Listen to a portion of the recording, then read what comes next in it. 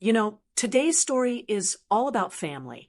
And as we all know, family can be complicated, but it's also our greatest source of joy, and we should always try to share a laugh together. That's why I'm so excited about the Advent Calendar 2025. Mom Jokes. It's a wonderful audio and ebook with 24 days of clean, family-friendly humor that everyone, from grandkids to adults, will genuinely enjoy. It's the perfect pre-Christmas gift to start a new, happy tradition. The link to get yours is in the pinned comment. Now, let's get to the story I wanted to share with you. It's a terrible feeling, isn't it? When you realize that the people you love most, the ones you've spent your life sacrificing for, well, maybe they don't see you. Not in the way you need them to. My name is Lolita Combs. I'm 68 years old, and I recently overheard my son and his wife planning to use me. That's the only word for it. To use me as the unpaid caterer for her parents' 40th anniversary party. And let me tell you what I did next. Well, this is that story. But before I get to that part, to the part that makes my blood boil, even now, you have to understand my life. My life now. I live in a quiet, comfortable home here in Scottsdale, Arizona. I've been married to my husband, Arthur, for 47 years. He's a good man. He's steady. He spent most of those years reading his newspaper at our little kitchen table. And I've spent those same years making him the same cup of coffee, black, no sugar. It's a good life. It's the life we built, and we built it on love and mutual respect. This quiet life is new, though, or I should say, newer. Before this, I had a whole different life. For 30 years, I was a caterer, not just a home cook who made a few casseroles for the church. I was a professional. Lolita's Kitchen. That was me. I was the person you called in this town when you wanted it done right. My food, it wasn't just about flavor. It was about heart. I built a business from scratch with my own 2 hands back when it wasn't easy for a woman to do that. I did the weddings for the children of the first people I ever cooked for. I did baptisms, bar mitzvahs, anniversaries, and yes, even the sad occasions, the funerals. My cocoa vin, my miniature beef Wellingtons, my signature lemon lavender tarts. People said they were elegant. I just thought they were honest. I put my soul into that food, and I think people could taste it. It was hard work. I mean, hard. Long, long hours standing on my feet in a hot kitchen, lugging heavy stock pots, waking up at 4 a.m. to get to the farmer's market to make sure I had the freshest ingredients. Arthur used to worry, said I worked too hard, but I loved it. I loved the bustle. I loved being a part of people's biggest, most important moments. I built a reputation for being reliable, for being creative, and for never, ever cutting corners. My name meant something in this community. I retired about 5 years ago. My back isn't what it used to be, and my hands, well, they ache when the weather turns cold. And honestly, I'd earned a rest. We'd saved, we were comfortable, and it was time. And I love being retired. I really do. My life is finally mine. My biggest decision most mornings is whether to have Earl Grey or English breakfast tea. I sit on my front porch, Arthur by my side, and we just watch the neighborhood wake up. We read. I have a stack of books by my fireplace that I'm finally getting through. This is the reward, isn't it? After all the years of working, of raising kids, of running a business, you're supposed to get to this part. The part where you can just breathe. The part where you're not on call anymore. That's what I thought. Anyway, I was looking forward to a life of peace, of simply being. Now, Arthur and I, we were blessed. We raised 3 wonderful children. They're all grown, of course, with lives and families of their own. Our daughter, Sarah, she's my heart. She's a teacher up in Oregon, married with 2 of her own. We have a video call every Sunday without fail. She's always showing me her kids' art projects or asking for my advice on her garden. She's always telling me, "Mom, You have to write down your recipes. They're a legacy. She respects the work I did. She sees the value in it. Then there's our youngest, Michael. He's in the Air Force, stationed over in Germany. He's a good boy, always has been. He calls when he can, and it's always yes, ma'am, and no, ma'am, not because I make him, but because he's just a respectful man. He always ends the call with, I love you, Mom. I respect you. That little word, respect, it means the world. And then there's David. David is our eldest. He's the only one who lives close, right here in Scottsdale, just 15 minutes away. And I've always been so grateful for that. I truly have. I get to see his kids, my grandkids. I get to be a part of their daily lives. But David, he's different. He's a good son. He loves me. I know he does. But he's passive. He always takes the easy road. And he married Susan. Susan is a force. She's a very successful real estate agent, comes from a family with a lot of money, and she has a very particular image she likes to project. She's all about the brand names, the fancy restaurants, the right people. Because David and Susan are local, I've always been the go-to. You know what I mean, don't you? When they need a last-minute babysitter because their plans changed, they call me. When a button pops off David's good coat, he brings it to me. When they decide at the last minute to have people over and don't feel like cooking, I always end up bringing a few trays of something. My famous appetizers, as they call them. I've always been available. I've always been dependable. I did it because I'm his mother, because I love my son and I love my grandkids, because that's just what you do. You show up for family. I never really thought about what it cost me. I never really thought about whether they saw me, Lolita, or if they just saw a solution to their problems. I never thought about it until that day, the day I walked in their back door and heard what they really thought of me. That day was coming. But before I could get to that terrible moment in their kitchen, the writing had been on the wall for a long time. I hadn't wanted to read it. I think many of us do that. We make excuses for the people we love. We tell ourselves, oh, she's just stressed, or he's just busy. But the truth is, the way they treated me wasn't new. It was just getting louder. The whole thing really started to come to a head about 2 months ago, when Susan's parents' 40th wedding anniversary started looming on the calendar. Now, you have to understand Susan's family. They are, as they say, old money. They live in a different part of Scottsdale, the part with the gates and the golf courses. They have a name. And Susan, despite all her success as a real estate agent, has spent her entire married life trying to impress them, to prove that she, and by extension my son David, belonged in their world. This 40th anniversary wasn't just a party. It was a production. It was Susan's chance to show her parents that she was just as successful, just as sophisticated as they were.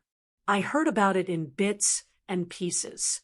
I'd be over at their house, usually to watch the grandkids while she and David went to some function, and I'd see the kitchen table covered in swatches. Fabric swatches for linens, color swatches for flowers. I mean, who has swatches for a party? We're thinking of a champagne and gold theme. Lolita, she said one afternoon, not really looking at me, just tapping a glossy coated fingernail on a photo of a centerpiece. It has to be elegant.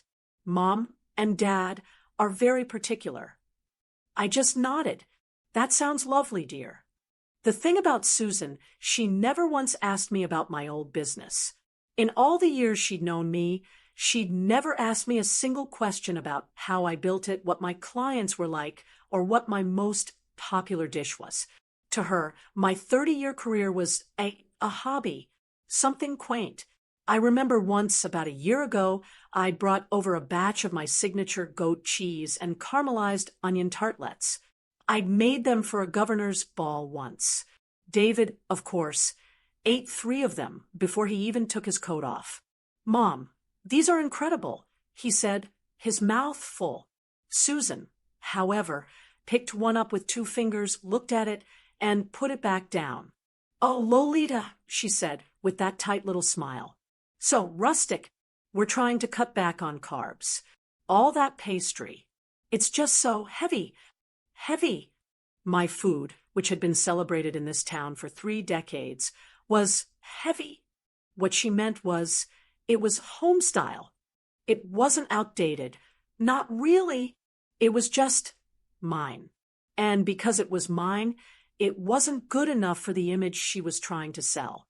She'd talk about the caterers she was considering for the party, dropping the names of these new, flashy restaurants in Phoenix that were all about deconstructed food and tiny portions on giant plates.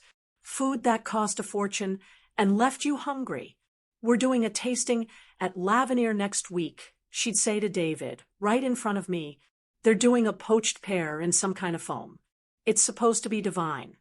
And what did my son, David, do? The boy I taught to ride a bike. The boy who still, to this day, will only eat my pot roast? He did what he always does. He'd find a way to leave the room. He's a good man, my son. He loves me. I know he does. But he is passive. He has built his life on avoiding confrontation. He lets Susan run the show because it's just easier. And he benefits from my heavy cooking all the time. Oh, yes. He'll call me. "Hey, Mom, I'm swinging by. Are you making anything?" And I'll have a meatloaf in the oven or a pot of soup on the stove, and he'll sit at my kitchen table, the one he grew up at, and he'll eat 2 full plates. He'll talk about work, about the kids, about how tired he is. He'll let me be his mother. He'll bring over his good suit jacket. "Mom," he'll say, "I snagged this, and I have a big meeting. Can you?" And I'll sit, my old, aching hands working a needle and thread, fixing what's broken. He lets me mend his clothes. He lets me feed him. He lets me watch his children. He takes all the comfort of homestyle that I have to give. But when his wife in his own living room looks at my food and calls it rustic, he suddenly has to go check on the kids. Or take a work call. He just disappears. He leaves me standing there, feeling small. And that, in its own way, hurts more than Susan's snide comments. Her words are like bee stings, but his silence is a deep bruise. So, as this party planning got more and more intense, I saw the pattern. Susan was in full-blown impress the parents mode, and David was in full-blown hide and stay out of the way mode. I'd see the invoices on the counter, the one for the string quartet, the one for the valet parking, the one for the ice sculpture, an ice sculpture for a party in Arizona, and all I could think was, this is just a show. There was no heart in it. It wasn't a celebration of 40 years of love. It was a performance. I saw all this. I saw how she dismissed me. I saw how he let her. And still, I wanted to help. I know. Why, Lolita? Why would you even offer? Because I'm a mother. And because deep down, I am a caterer. I can't help it. My hands know how to do this work. I looked at the chaos, at the stress Susan was putting herself under, and my first instinct, my lifelong trained instinct, was to step in. I thought, maybe I can just make the appetizers. It would save them some money. It would be my gift. I thought it would be a nice gesture, a way to connect, to be a part of the family. I had no idea what was coming. I had no idea that my small, simple offer to help would be the thing that finally opened my eyes. Speaking of family, don't forget to grab this audio and ebook, The Advent Calendar 2025. Mom Jokes. It's 24 days of family-friendly laughs. Link in the pinned comment. So, I let that idea sit for a day or two. A gift, I thought. It'll be my gift to them. I saw Susan's car screeching into their driveway, saw her get out with her phone already pressed to her ear, looking frazzled. I saw David come home late, looking tired. And my heart, well, it's a mother's heart. It just wants to fix things. I thought, this is silly. All this stress, all this money. I have 30 years of experience in my own 2 hands. I can take one thing off her plate, just the appetizers. It'll be a help, a genuine help. I really believed that. I convinced myself that this was just a practical problem, and I was a practical solution. I decided to call David, not Susan. I told myself it was because he was easier to reach during the day. But if I'm being perfectly honest with you, it's because I was a little, well, not afraid of Susan, but I knew she'd say no, and I knew it would be sharp. David, I thought, would at least be gentle. He's my son. I thought I could talk to him. So, one Tuesday afternoon, I picked up my phone. I had my cup of Earl Grey right next to me. I felt good about it. I felt like a mom just trying to help her kids. He picked up on the 3rd ring. Hey, Mom, what's up? I've only got a minute. He was already rushed.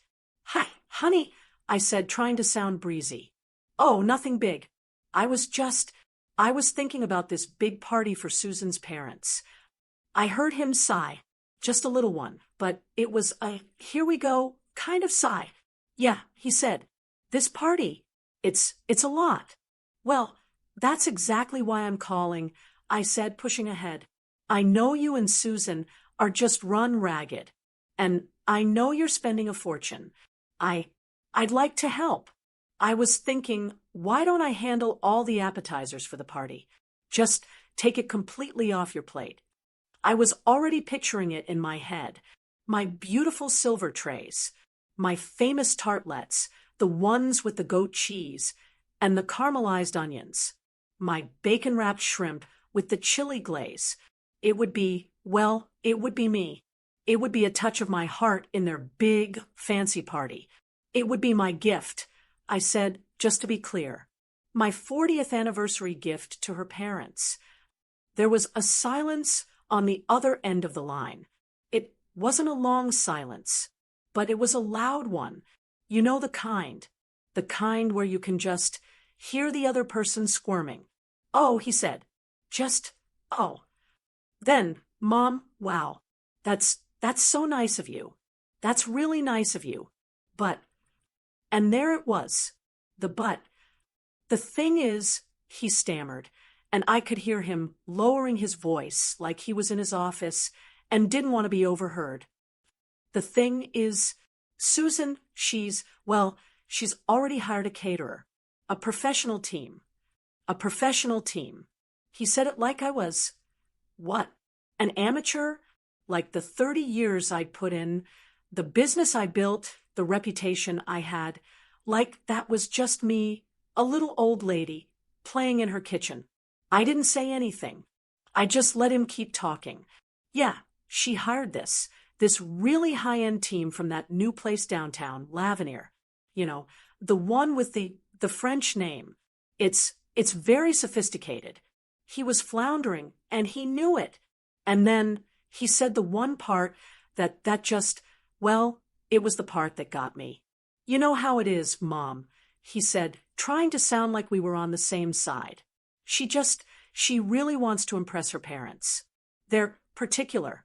So she wants everything to be, just right. Right. High-end. Sophisticated. A professional. All the words he used were just little daggers.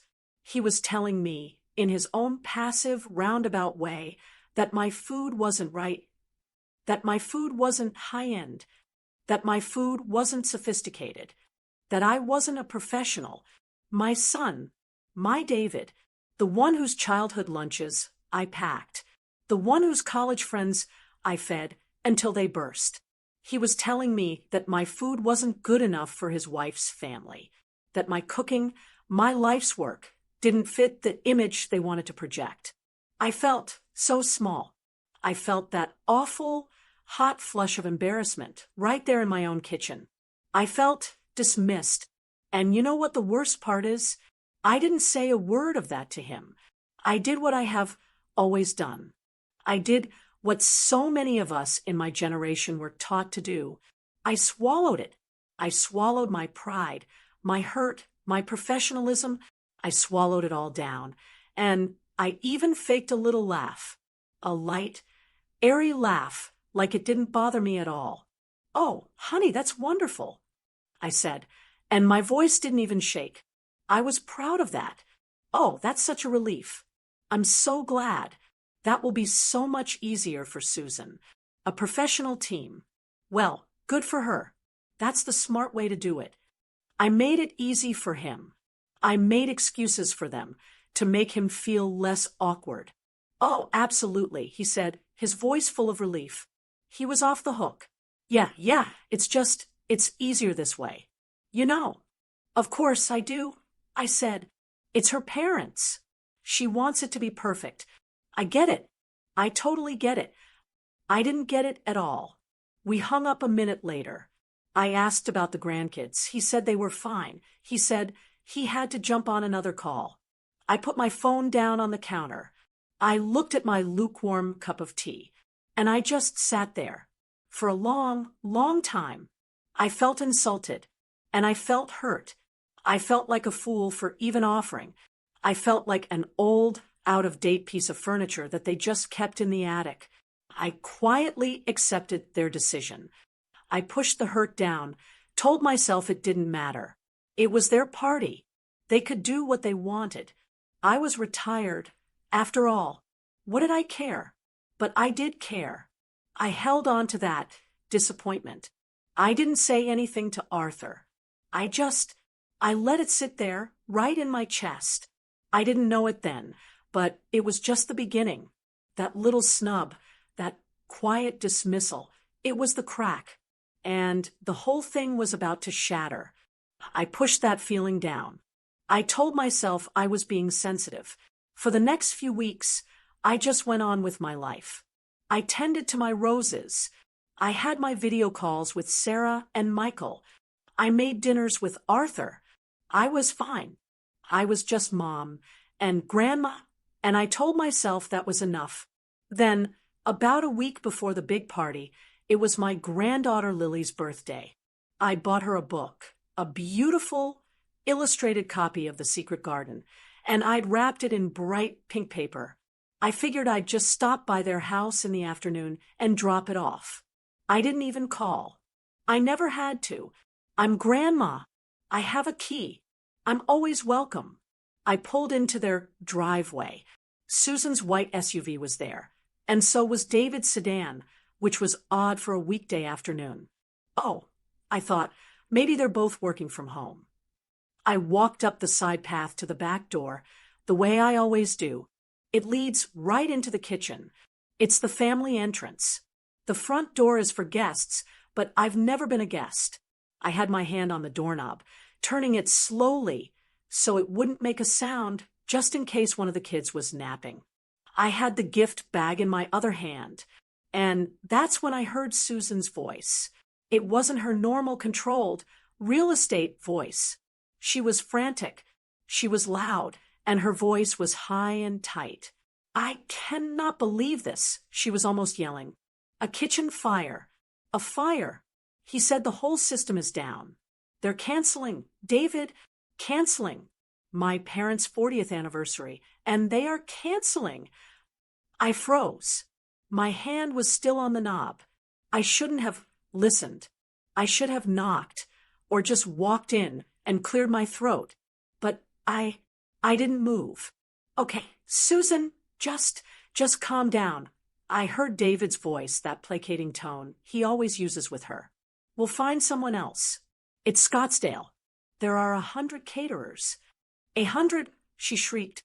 "In 1 week? For 75 people? For this kind of party? David, Lavenir was the best. My mother was impressed. What am I supposed to do now? Serve them pizza?" "No, of course not," David said. He sounded tired. "Look, we could ask my mom." My heart gave a little jump.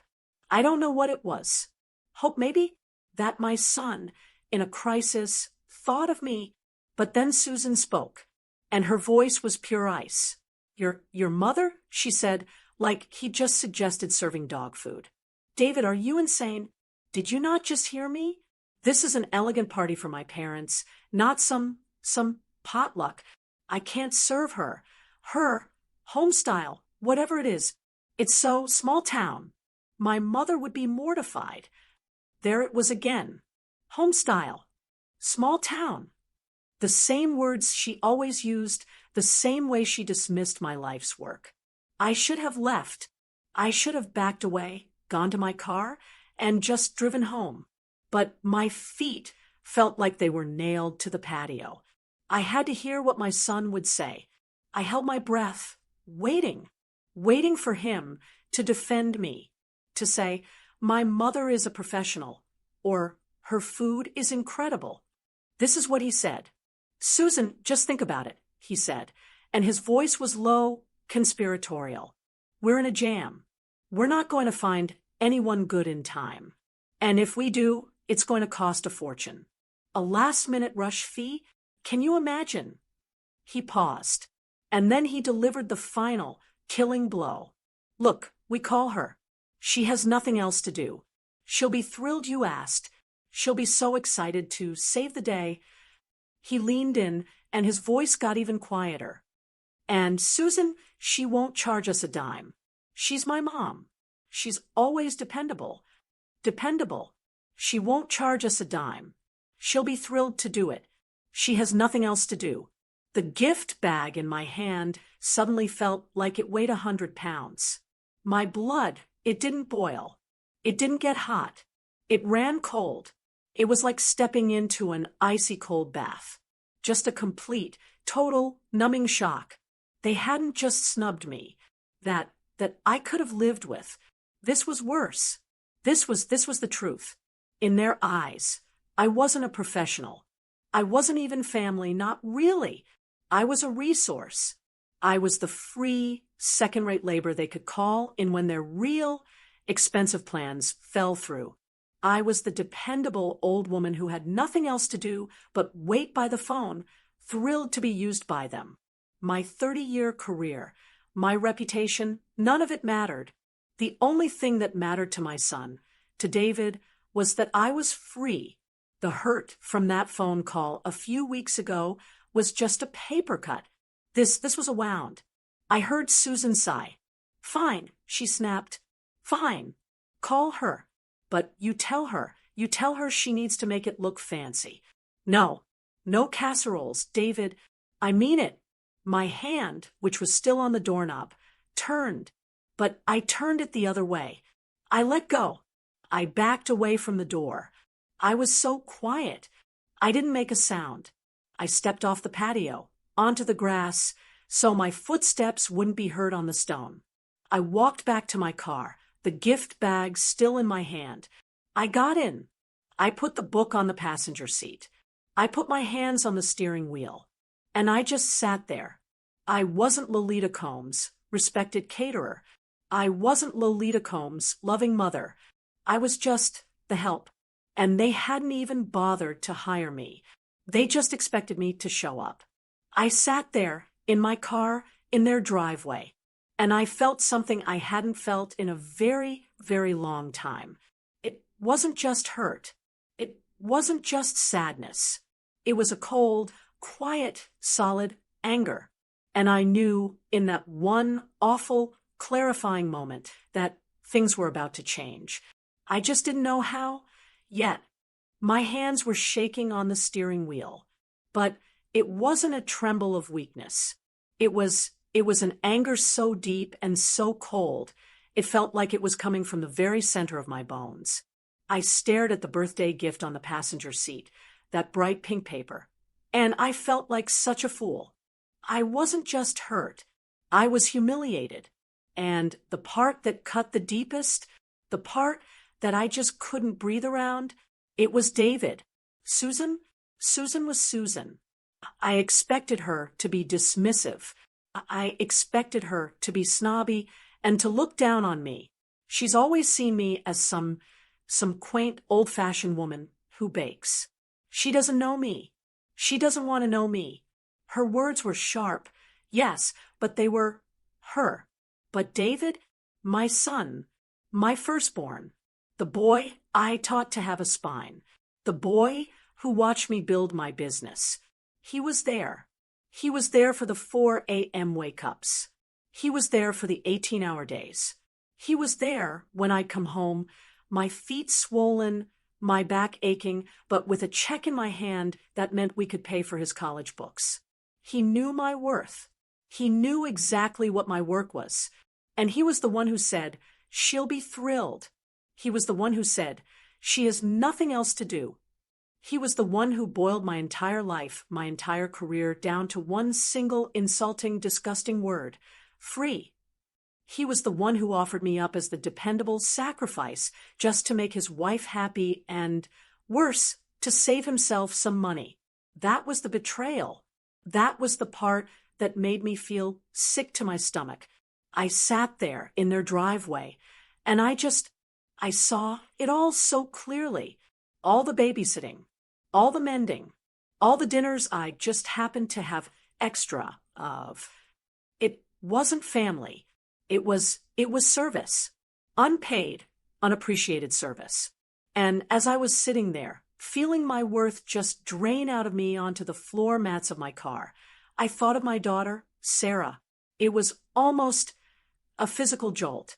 I thought about our video call from last Sunday. She was in her kitchen in Oregon, trying to make my cocoa vin for her husband. And she was laughing, holding the phone up to a pan. "Mom, it's just not the same," she'd wailed, but she was smiling. "I follow the recipe, but it's not your food. You're a magician. You're an expert.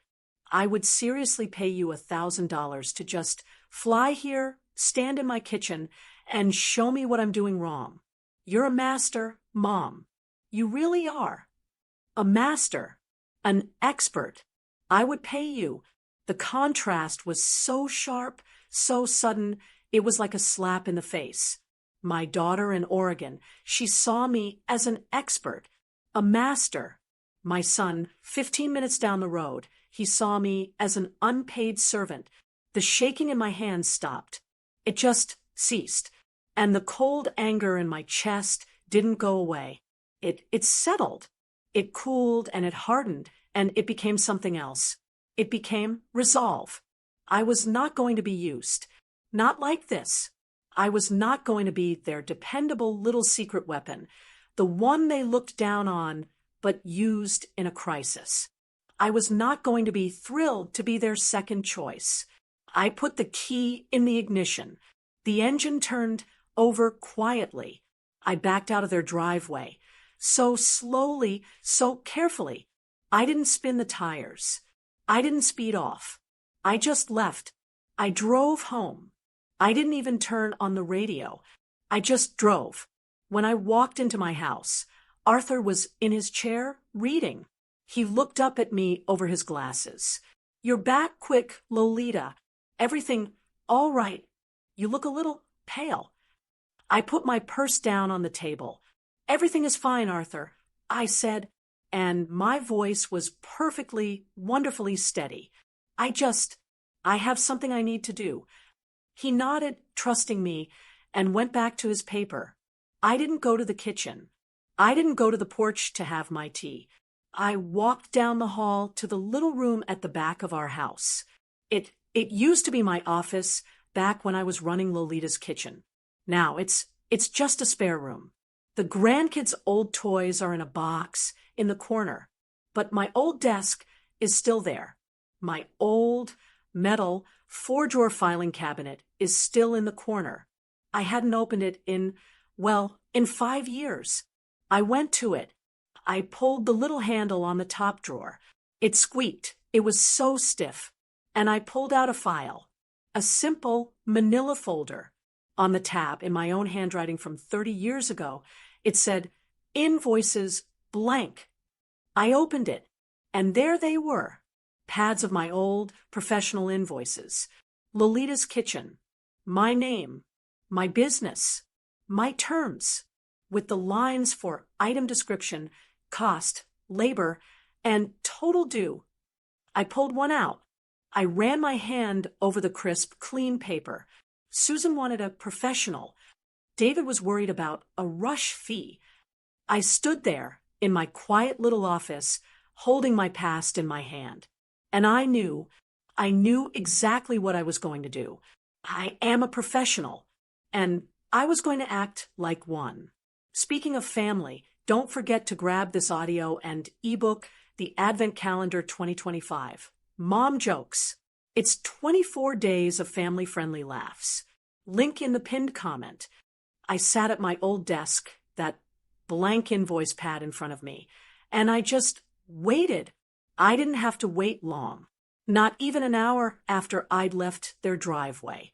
My phone rang right there on the desk. I looked at the screen. David. I let it ring one more time just to center myself. Then I picked it up. Hello, David, I said. My voice was calm. It was so calm, it almost surprised me. Mom, he said, and his voice was a whirlwind. It was a practiced performance. I could hear the fake panic, the charm, the act he was putting on. Mom, oh, thank God you picked up. We are in such a jam. You wouldn't believe what happened. I didn't say anything. I just let him talk. That caterer Susan hired, the Lavinier place, their kitchen had a fire. A fire, Mom. Can you believe it?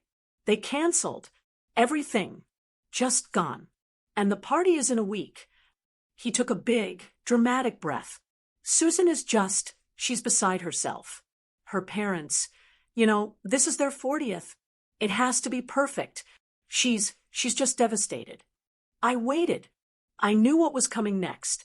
And, well, he said, lowering his voice into that sweet, charming tone he's used on me since he was 5 years old and wanted a cookie. We were talking. And, well, Susan, she said, the only person who could really make this special is your mom. I know she's retired, but her food is it's the best. She really wants your food, Mom.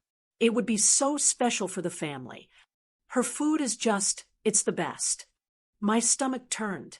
It was the exact opposite of what I'd heard her say not an hour ago. The lie was so easy for him, so blatant.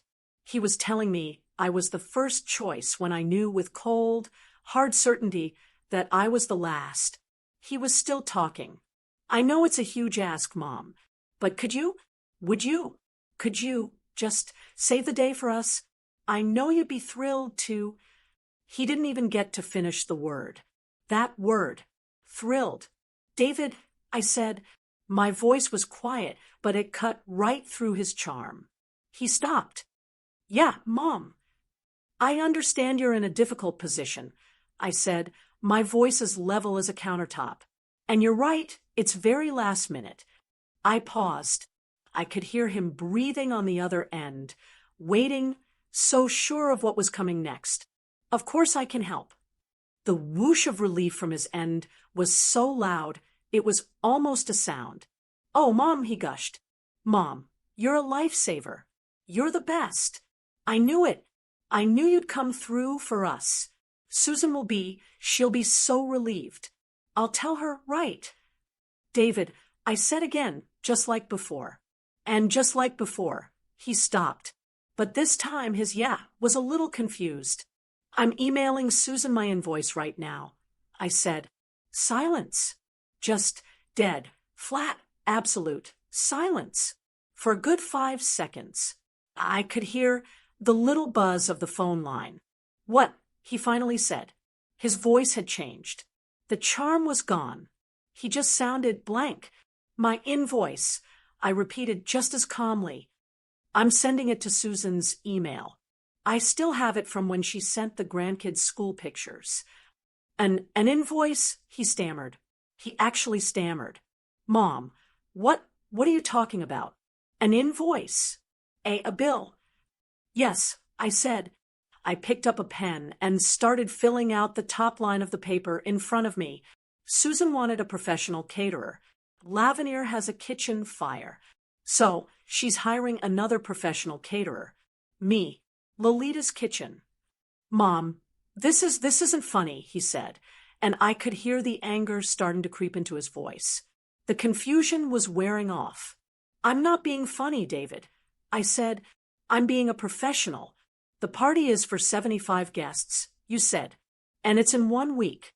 That's a 50% last-minute rush fee." "A rush fee?" he almost shouted. "A fee? Mom, it's us. It's family." "Yes," I said, "it is.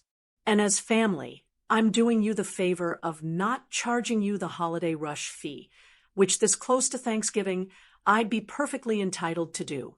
But for you, I'll stick to the standard 50%. I kept writing, my voice steady, laying it all out. "I will need the deposit. That's 50% of the total. I'll write it on the invoice within the hour.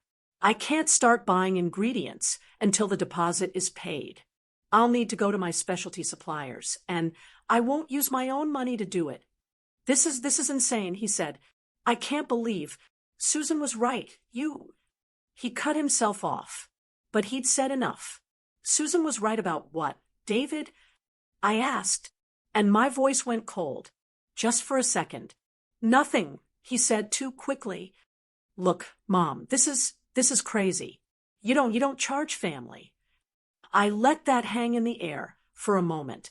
"David," I said, my voice soft again, but firm, "I'm happy to help you. I am. But Lavenir wasn't going to do it for free. Your bank doesn't give you a loan for free. Susan doesn't sell a house for free. My work is no longer free." I click my pen. "The email is sent. You and Susan have 1 hour to pay the deposit. Otherwise, I'm afraid you'll have to find someone else." I didn't wait for him to reply. I just hung up. I sat there in my old office, the phone in my hand. My heart was pounding, yes, but I was also smiling, just a little. The ball was in their court. I never heard back about the deposit. Of course, I didn't. The hour came and went. My email inbox stayed empty. My phone didn't ring. Not with a "How could you?" from Susan. Not with a "Mom, I'm so disappointed" from David. Nothing. Just silence. And that silence told me everything I needed to know. They were horrified, but not at their own behavior. They were horrified at the price. They were horrified that I had dared to put a dollar amount on the very thing they were trying to get for free. They didn't see the invoice as a bill for professional services. They saw it as an act of betrayal, which I have to say is just a special kind of irony. So the week went by. It was quiet, a little too quiet. Arthur knew something was up, but he's a wise man. He knows when to ask, and he knows when to just be there. He just made sure my tea was hot. I had my video call with Sarah on Sunday, and I didn't say a word about it. It was my business, not theirs. Then Saturday arrived, the day of the party. I woke up at my usual time. The sun was streaming through the blinds, here in Scottsdale, just like it always does. It was a beautiful, clear, perfect autumn day. I put on my comfortable clothes. I went to my kitchen. I made 2 cups of coffee, 1 black for Arthur, 1 with a little cream for me.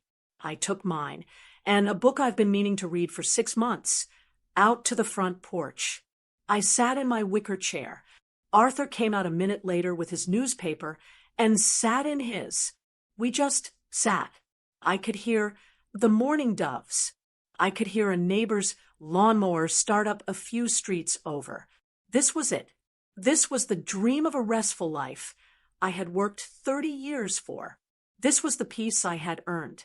My porch, my husband, a good book, and a hot cup of tea. I knew the party was supposed to start at 4 p.m. As I sat there, reading, I was perfectly, wonderfully at peace. I wasn't angry. I wasn't sad. I wasn't anything. I was just calm. I felt no guilt. I felt no regret. I had drawn a line, and I was simply living on my side of it. My phone was inside, on the kitchen counter. It wasn't ringing. I wasn't needed. And that felt good. But I knew. Oh, I knew. I knew that 15 minutes across town, at David and Susan's house, it was not so quiet. I could picture it. I could see Susan in her expensive party dress, her hair and makeup perfect, but with that tight, frantic look in her eyes I saw that day in the kitchen. I could see her on the verge of tears, snapping at everyone. And the food. Oh, I could see the food. They clearly hadn't paid my invoice. And at this late stage, they couldn't hire anyone else. Not anyone good. So what did they do? They did exactly what they'd been so terrified of. They had a potluck buffet. Except they were the only ones bringing the food. I could see the kitchen island, the one that was supposed to have my silver trays of elegant appetizers. I could see it covered in grocery store platters. I could see the big plastic vegetable tray with the shrink-wrap film still clinging to the edges and that tub of ranch dip in the middle. I could see the pile of sandwiches cut in clumsy quarters getting a little dry around the edges. I could see the aluminum trays of what?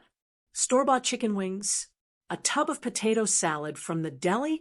I could see Susan frantically trying to move it all onto her good platters, but it just looked sad. It looked cheap. It looked exactly like what it was, a last-minute desperate scramble. I could see David in his nice suit, sweating, not charming, not the host, just a frazzled helper dumping a bag of ice into a cooler because the ice machine wasn't fast enough.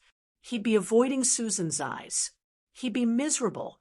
That was the image they were projecting, all because the cost of my real work was too high. They'd rather have this mess, this humiliation, than pay me what I was worth. And then, the moment Susan had been dreading, the doorbell rings. It's 4 p.m. On the dot. Her parents, they walk in. Her mother, elegant, in a silk dress. Her father, in a blazer, looking wealthy. They are the picture of high society that Susan has been trying to impress her entire life. They'd been told about Lavenir. They were expecting sophisticated. They were expecting elegant. Susan plasters on a bright, fake smile, takes their coats, and says, "Mom, Dad, you're here. Come in, get a drink. The food is just right over here." And she gestures to the kitchen island. I can see it as clear as if I were there. Her mother's eyes, just scanning that table, taking in the plastic tubs, the sad sandwiches, the cheap napkins David probably grabbed at the checkout line. She doesn't say a word. She doesn't have to. She gives a tiny, almost invisible flinch. Her smile tightens, and she just raises one perfectly plucked eyebrow. She looks at Susan. Then she looks at the buffet. And then she looks back at Susan. That one look, it says it all. This is what you've given us. This is your party. In that 1 second, Susan is completely, utterly humiliated. This is worse than a kitchen fire. This is a failure. Her failure. This is the exact opposite of the image she wanted. This is small town. And David, my son, he's just standing by the cooler, holding the empty plastic bag of ice. He won't make eye contact with anyone, not with Susan, not with his in-laws. He just stares at the floor. He knows. He knows his mother's home-style food would have been 1,000 times better. He knows exactly why this is happening. Back on my porch, I took a sip of my tea. It was still warm. I turned the page of my book, and I just kept on reading. That whole Saturday came and went. I finished my book. I made a pot roast for Arthur on Sunday, just like I always have. My phone was quiet. I didn't get a single angry text. I didn't get a panicked, "How could you?" phone call. Nothing from David, and certainly nothing from Susan. And in that silence, I had a lot of time to think. I sat on my porch, and I kept turning it over in my mind. That invoice, that decision. Was I wrong? Was I petty? Was I cold to charge my own son? I'm sure there are people who would say that family shouldn't come with a price tag. But the more I thought about it, the more I understood my own heart. It was never about the money. I knew the second I sent that email that they would never pay it. I didn't want them to. In fact, if they had just paid it and I had shown up and cooked, I think I would have felt used, just in a different way. No, the invoice wasn't for them. It was for me. It was my way of reminding myself who I was. I wasn't just dependable. I wasn't free labor. I wasn't the small town cook they could dust off when their Real plans failed. I was Lolita's Kitchen. I was a professional. My work had value. My time had value. And most of all, my respect had value. The invoice wasn't a bill. It was a statement. It was the only way I could say, "You will not treat me this way," in a language they would finally understand. The language of money. I'd made my peace with it. Then, Tuesday afternoon came. I was out in my kitchen, standing at the sink, pulling a few weeds from the little flower box I keep on the windowsill. And I saw his car pull up. David's sedan. He was alone. My heart didn't jump. I wasn't angry. I wasn't even nervous. I felt calm. I washed the dirt off my hands, dried them on a kitchen towel, and I walked to the front door. I opened it before he even had a chance to knock. He was standing there on the mat. He wasn't looking at me. He was staring at his shoes. He looked small. He looked just like the 10-year-old boy I used to have to scold for tracking mud into the house. He looked ashamed. "Hi, Mom," he said. His voice was low. "Hello, David," I said. I didn't smile. I didn't scowl. I waited. Can I come in?" "Of course," I said, stepping back. "You're my son." He walked into the entryway, but he didn't go to the kitchen for a cookie like he used to. He stood in the middle of the hall, rubbing the back of his neck. "So, the party," he started. He couldn't quite get the words out. It was a disaster, Mom. Just a total disaster. I didn't say, "I told you so." I didn't say, "Good." I nodded. "I'm sorry to hear that," I said, and I was. Genuinely. I don't enjoy his pain." "No," he said, and he finally looked at me. His eyes were tired. "No, Mom, I'm sorry. I am. I'm sorry for what I said, for how I have been treating you, for what we tried to do." He took a breath. It was awful. Susan's parents were not impressed, and the whole time, all I could think was, Mom's pot roast is better than all of this junk. He looked at me. I've been a jerk. You're my mom. And I treated you like staff. And I'm sorry. I really, really am. I looked at him, my son, and all that cold anger I'd felt in the car, it was gone. It had burned itself out like a fever. All that was left was, well, just the love I've always had for him. But something was different.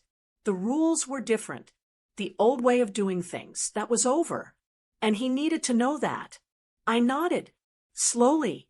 "I accept your apology, David. Thank you. That means a lot to me." He looked so relieved. A little smile started, like, "Oh, good. We're back to normal." But we weren't. "But David," I said, and my voice was kind, but it was firm. It was the voice I used when he was a teenager, and he was asking to take the car out on a school night. "I need you to understand something. I love you. I love Susan, and I love my grandkids. You are my family. But the caterer," I said, and I motioned back toward my old office. "She's retired. For good." He just looked at me, a little confused. "From now on," I said, I am happy to come to your parties. I am thrilled to come. But I will be coming as your mother and as a guest. I let that hang in the air. A guest. A guest doesn't cook. A guest doesn't serve. A guest doesn't clean up. A guest is a guest. He nodded. Slowly. He understood. He finally understood. He stayed for a few more minutes. He actually asked about me. He asked about Arthur. He asked about my garden. We just talked, like two adults.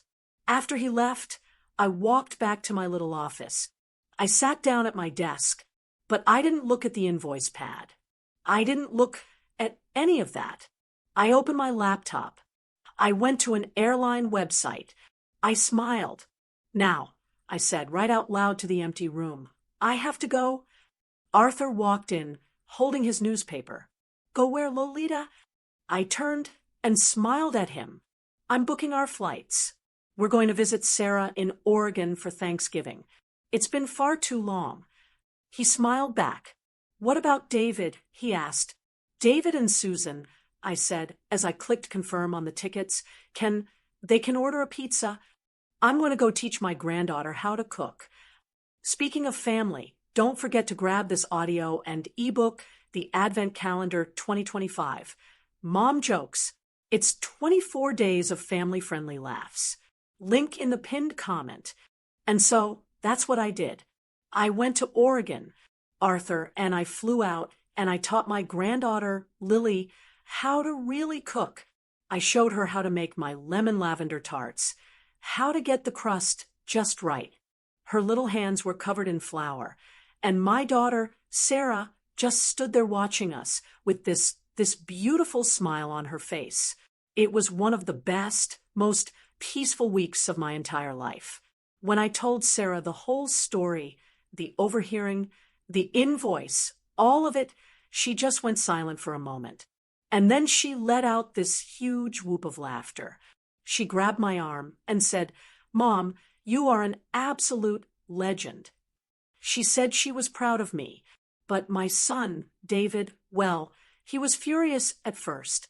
He really was. After he apologized, and after the dust settled, we had another, harder conversation. He called what I did petty. He said I'd embarrassed him and Susan in front of her parents. He said, you don't do that to family. We're working on it.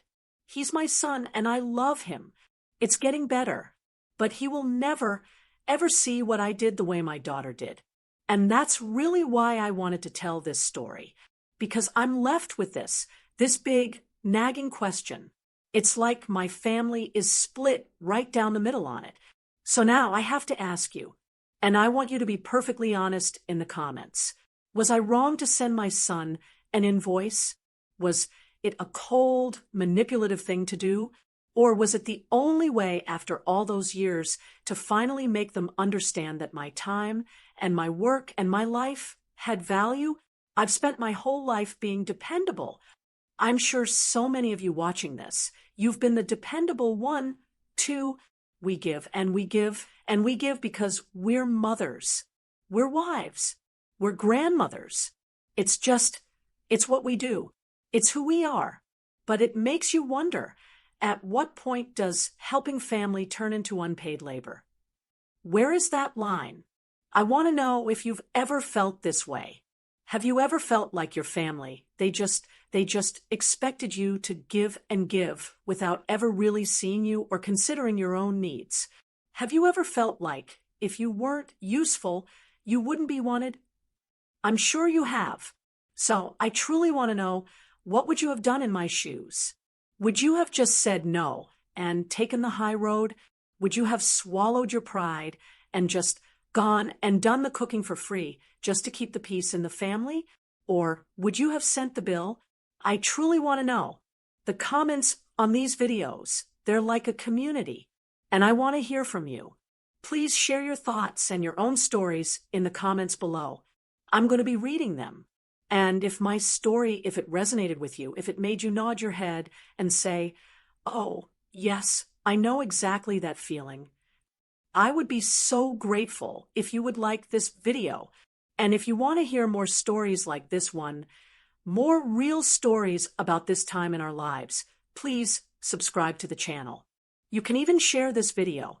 Share it with a friend or a daughter, or maybe even a daughter-in-law who might understand. Speaking of family, don't forget to grab this audio and ebook, The Advent Calendar 2025. Mom Jokes. It's 24 days of family-friendly laughs. Link in the pinned comment. Thank you for listening to me. It means more than you know. And please remember to value yourselves, because if we don't, who will?